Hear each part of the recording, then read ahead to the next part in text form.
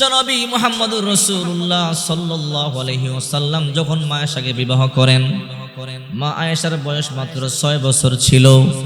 কিন্তু তখনও মা আয়েশা আল্লাহর পয়গম্বরের ঘরে যান নাই।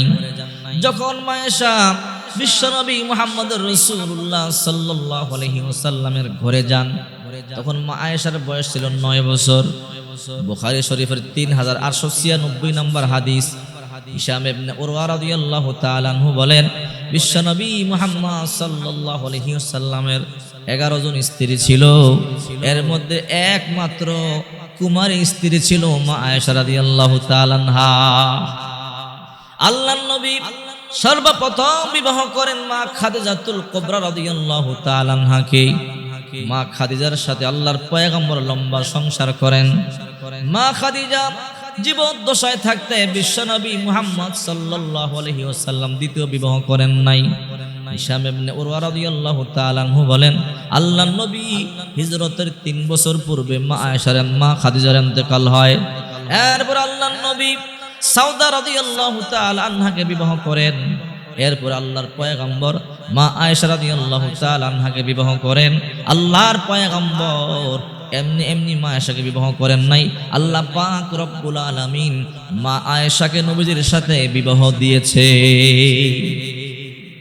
মা আয়েশা রাদিয়াল্লাহু তাআলা আনহাকে আল্লাহ রাসূলের সাথে বিবাহ দিয়েছে। সুবহানাল্লাহ। কেমনে দিয়েছে? বিশ্বনবী মুহাম্মদ সাল্লাল্লাহু আলাইহি ওয়াসাল্লাম বসা, জিবরাইল চলে আসলেন, জান্নাতি একটা রুমাল নিয়ে আসলেন, মোড়ানো রুমাল। জিবরাইল এসে বলে, ইয়া রাসূলুল্লাহ, এই রুমালটা আপনি খুলুন। রাসূল করিম সাল্লাল্লাহু আলাইহি ওয়াসাল্লাম বলে, জিবরাইল, এই রুমালের মধ্যে কি আছে? আল্লাহর পয়গম্বর জিজ্ঞাসা করলেন। জিবরাইল বলে, পয়গম্বর, আপনি খুললেই দেখতে পারবেন। আল্লাহর নবী বিশ্বনবী রাহমাতুল লিল আলামিন বিসমিল্লাহ বলে রুমাল খুললেন। খুলবার পরে তাকায়া দেখে এই রুমালের মধ্যে একটা জান্নাতি সুন্দরী রুমনের ছবি দেখা যায়। নবী একটা লজ্জা পাইলেন। রাসূল বলে, জিবরাইল, এই মেয়ের ছবি তুমি আমাকে কেন দেখাইলা? জিবরাইল বলে, ইয়া রাসূলুল্লাহ, এই মেয়েটাকে আপনার পছন্দ হয়েছে কিনা বলেন। আল্লাহর পয়গম্বরের চেহারা মোরক লাল হয়ে গেল, শরমে কিছুই বলে না। জিবরাইল জিজ্ঞাসা করলেন, পয়গম্বর কথা বলে না। জিবরাইল চলে গেলেন। দ্বিতীয় দিন আবার জিবরাইল একটা রুমাল নিয়ে আসলেন। এসে বলে, ও রাহমাতুল লিল আলামিন, আমি আপনার জন্য একটা রুমাল নিয়ে আসলাম, আপনার রুমালটা খুলুন। আল্লাহর পয়গম্বর মনে মনে ভাবেন, গতকাল জবাব দেই নাই, সেজন্য মনে হয় অন্য মেয়ের ছবি নিয়ে আসছে। আল্লাহর পয়গম্বর বিসমিল্লাহ বলে খুললেন। খুলে দেখে গতকাল যে মেয়ের ছবি ছিল আজও ওই মেয়ের ছবি দেখা যায়। নবীজির চেহারা মোরক লাল হয়ে গেল। আল্লাহ নবী রাহমাতুল লিল আলামিন কোনো কথা বললেন না। জিবরাইল হেসে বলে, ইয়া রাসূলুল্লাহ, এই মেয়েটাকে আপনার পছন্দ হয় কিনা বলেন। আল্লাহর পয়গম্বর কোনো কথা বললেন না। জিবরাইল চলে গেল। তৃতীয় দিন আবার জিবরাইল একটা রুমাল নিয়ে আসলেন, মোড়ানো রুমাল নিয়ে বলে, ইয়া রাসূলুল্লাহ, এই রুমালটা আপনি খোলেন। আল্লাহর পয়গম্বর রাহমাতুল লিল আলামিন রুমালটা খুললেন। খুলে দেখে গতকালকে যে মেয়ের ছবি ওই মেয়ের ছবি। জিবরাইল, মতলব কি, উদ্দেশ্য কি বলো? জিবরাইল বলে, ইয়া রাসূলুল্লাহ, এই মেয়েটা দূরের কেউ নয়, আপনার প্রিয় সাহাবী আবু বকরের কন্যা, নাম আয়েশা। এই মেয়েটাকে আল্লাহ পাক আপনার জন্য আপনার স্ত্রী হিসেবে কবুল করেছে। আল্লাহ চায় আপনি তাকে বিবাহ করেন। আল্লাহর হাবিব বলেন, ও জিবরাইল, যদি আমার আল্লাহ এই মেয়েটাকে আমার জন্য পছন্দ করে, আমার জন্য আল্লাহ তাআলা মনোনীত করে, তাহলে আমি আমার আল্লাহর উপরে সন্তুষ্ট, রাজি আছি। চিন্তা করে দেখেন, এখন যারা বাতিল ফেরকা, যারা ফিতনাবাজ, যারা বিভিন্ন ধর্মাবলম্বী নবীকে গালি দেয়, 6 বছরের মেয়েকে মুহাম্মদ কেন বিবাহ করলো? আরে রাসূল বিবাহ করে নাই, আল্লাহ নিজে বিয়ে দিয়েছেন।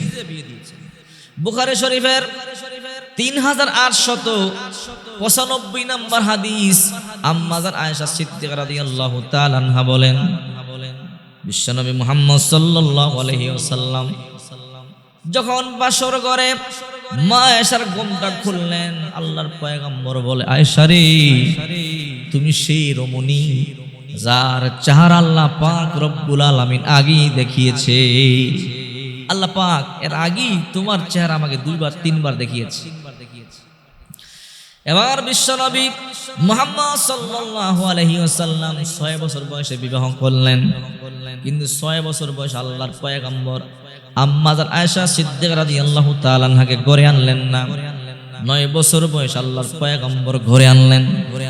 আম্মা জান আয়েশা বলে, হে দুনিয়াবাসী, আমার পয়গম্বর আমাকে কেমন ভালোবাসতো তোমরা কি জানো? আমার পয়গম্বর আমার কেমন ভালোবাসতো।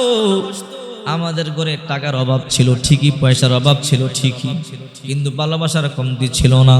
আমার পয়গম্বর আমার কেমন ভালোবাসতো জানো? আমার পয়গম্বর যখন ঘরের মধ্যে ঢুকতেন, মা আয়েশা বলে, আল্লাহর পয়গম্বর সালাম দিতেন। আল্লাহর পয়গম্বর সালাম দিয়া 2 নম্বরে হাত দিয়ে মুসাফা করতেন, 3 নম্বরে বুকের মধ্যে জড়িয়ে নিতেন, 4 নম্বরে কপালের মধ্যে একটা চুমা দিয়ে দিতেন। মা আয়েশা বলে, দুনিয়াবাসী গো, আবার আমার নবী যখন ঘর থেকে বের হতেন সালাম দিতেন, মুসাফা করতেন, বুকে জড়াতেন, কপালের মধ্যে চুমা দিতেন। মা আয়েশা বলে, আমি গ্লাসের যেই জায়গা দিয়ে পানি পান করতাম, ঠোঁটের দাগ দেখি আমার পয়গম্বর ওই জায়গা দিয়ে পানি পান করত। আবার আমার পয়গম্বর গ্লাসের যেই জায়গা দিয়ে পানি পান করত, ঠোঁটের দাগ দেখি আমি ওই জায়গা দিয়ে পানি পান করতাম। আমার নবীজি যেই জায়গা দিয়ে হাড্ডি চাবাইতাম, আমার নবী ওই জায়গা দিয়ে হাড্ডি চাবাইতো। আবার আমার নবীজি যেই জায়গা দিয়ে হাড্ডি চাবাইতো, আমি ওই জায়গা দিয়ে হাড্ডি চাবাইতাম। আমাদের মধ্যে এমন মুহাব্বত আর ভালোবাসা ছিল।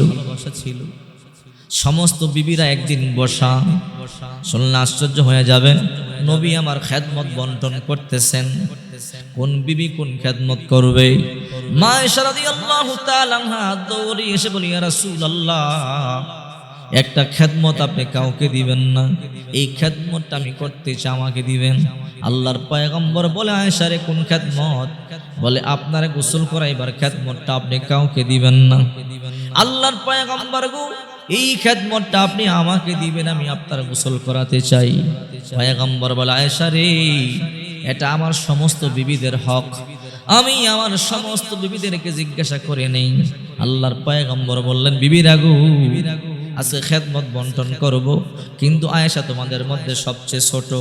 আয়েশা একটা খেদমত চায় নিতে চায়, এই খেদমতটা তোমরা দিবা কিনা বলো? বলে, কোন খেদমত? আমাকে গোসল করাইবার খেদমত। সমস্ত আম্মাজানগণ বুঝতে পারলেন পয়গম্বর চায় এই খেদমতটা মা আয়েশা পাক।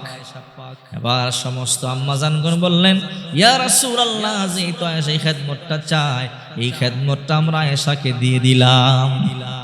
নবীজি একটা জলচকির মধ্যে বসে বসে গোসল করতেন, আর মা আয়েশা পানি ঢেলে দিতেন, মাজিয়ে মাজিয়ে গোসল করায়া দিতেন। হঠাৎ করে একদিন আল্লাহর পয়গম্বর জলচকির মধ্যে বসে বসে গোসল করেন, মা আয়েশা পানি ডালিয়া ডালিয়ে গোসল করায়া দেয়, মাজিয়ে মাজিয়ে গোসল করায়া দেয়। হঠাৎ করে আল্লাহর পয়গম্বর তাকায়া দেখে মা আয়েশা পানি ডালে সাদা, কিন্তু গড়ায়া যায় লাল। নবী আমার ডাক দিয়ে বলে, আয়েশা রে, পানি ডালো সাদা কিন্তু গড়ায়া যায় লাল, কারণটা কি আমারে বলো? মা আয়েশা কোনো কথা বলে না।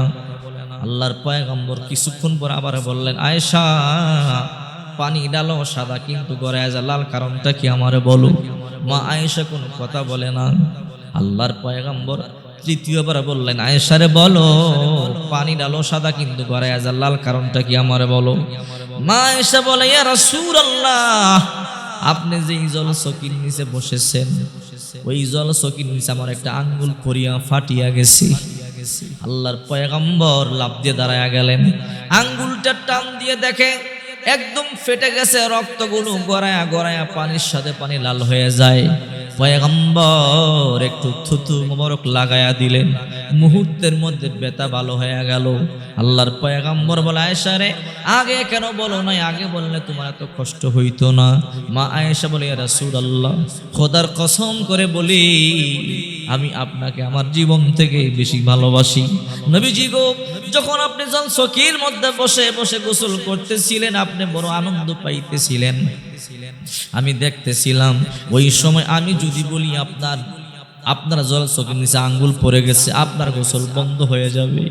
আমি চাই না আমার কারণে আপনার গোসল বন্ধ হয়ে যাক। ওগো নবীজি, আপনার জল চোখের নিচে আমার আঙ্গুল কেন, আমার কলিজা পরে যদি ছিন্ন বিচ্ছিন্ন হয়ে যেত, তবু আমি চাইতাম না আপনি বসা থেকে দাঁড়িয়ে যান, আমি আপনার জীবন থেকে বেশি ভালোবাসি। চিন্তা করে দেখেন, নবীজির ঘরে টাকার অভাব ছিল, পয়সার অভাব ছিল, কিন্তু ভালোবাসার অভাব ছিল না। আমাদের ঘরে টাকা আছে, পয়সা আছে, কিন্তু ভালোবাসা নাই। এর কারণ সুন্নাত নাই, সুন্নাতের আমল নাই। আমরা অল্পে তুষ্টি নয়, যতদিন পর্যন্ত আপনি অল্পে তুষ্টি না হবেন, অল্পতেই সন্তুষ্টি না হবেন, ততদিন পর্যন্ত আল্লাহর কসম করে বলি আপনার মন কোনোদিন ভরবে না, আপনার অভাব লেগেই থাকবে।